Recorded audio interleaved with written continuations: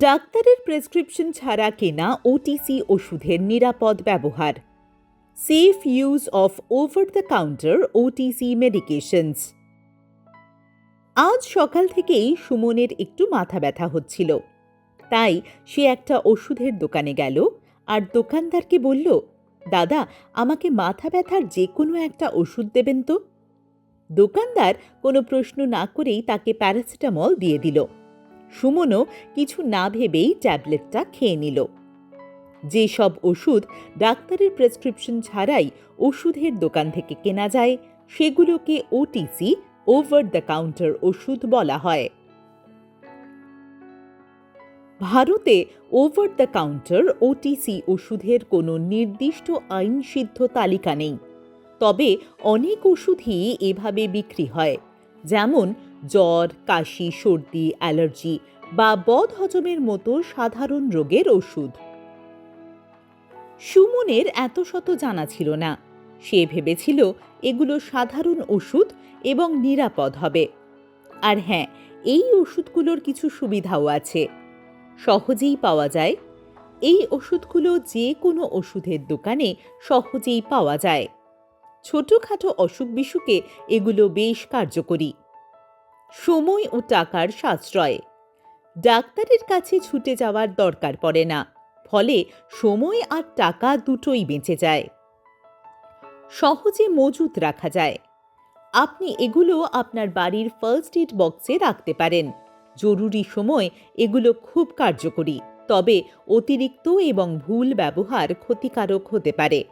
যে কোনো সুলভ জিনিস সব সময় নিরাপদ হবে এমনটা নয়।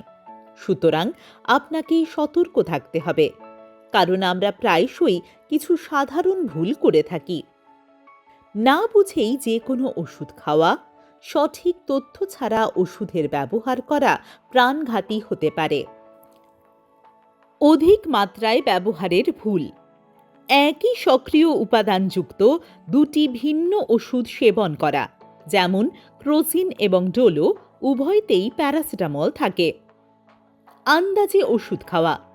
অতিরিক্ত পরিমাণে ওষুধ খেলে তা ক্ষতিকর হতে পারে।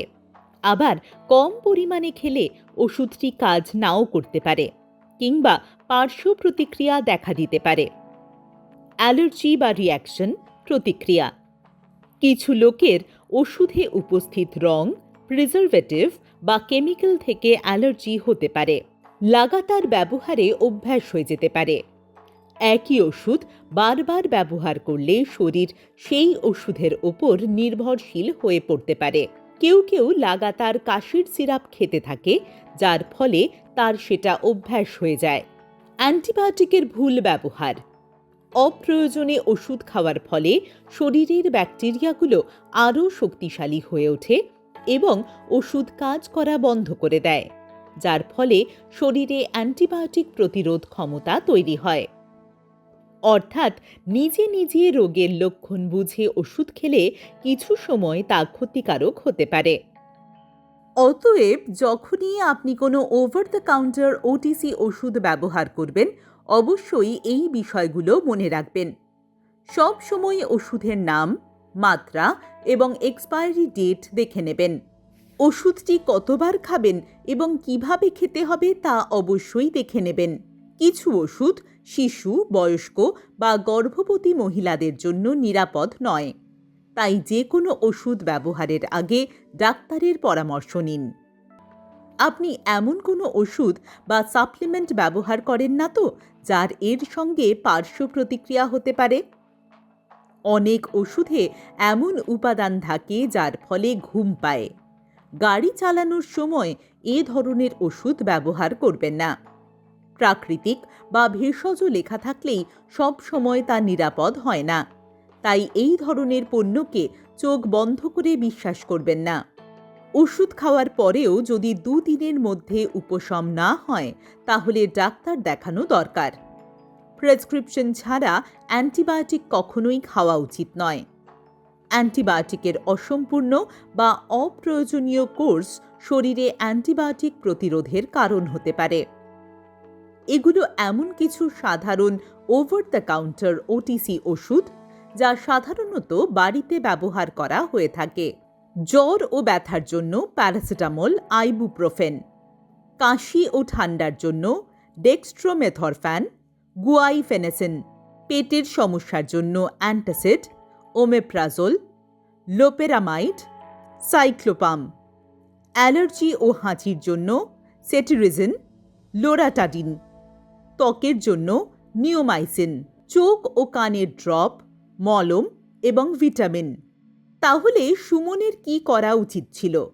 তার ওষুধের নাম, মাত্রা এবং ব্যবহারের পদ্ধতি দেখে নেওয়া উচিত ছিল। তার নিজের উপসর্গগুলো বোঝা উচিত ছিল, অথবা ডাক্তারের সঙ্গে পরামর্শ করে তবেই তার ওষুধটি খাওয়া উচিত ছিল। মনে রাখবেন, সঠিক ওষুধ সেটাই যা সঠিক ব্যক্তি সঠিক মাত্রায় এবং সঠিক সময়ে গ্রহণ করেন। ওভার দ্য কাউন্টার ওটিসি ওষুধ উপকারী হতে পারে, কিন্তু সেগুলো বুদ্ধি করে এবং ঠিকমতো জেনে ব্যবহার করা উচিত। পরের বার যখন আপনি কোনো ওটিসি ওষুধ হাতে নেবেন, তখন দুবার ভাবুন, আপনি কি সুমনের ভুলটি আবার করতে চলেছেন? সাবধানতা অবলম্বন করুন, নিজেকে এবং নিজের পরিবারকে সুরক্ষিত রাখুন।